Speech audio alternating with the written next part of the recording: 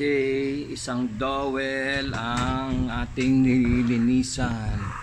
Sobrang alkabok. Yan. Pumutok to eh. Naisin natin yung plug. Yan. Bago na plug niya. Okay, sige. Maandar naman yan, linisan lang natin. Okay na si dowel. As usual, malinis yan.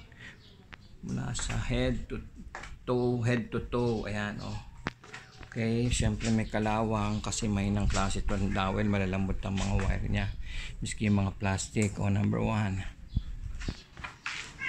ayos yan.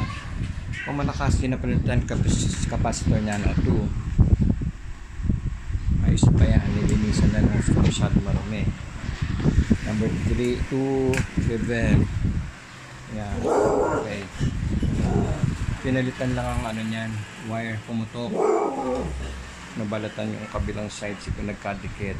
Okay, so ayos na agad to. Fantastic man strikes again!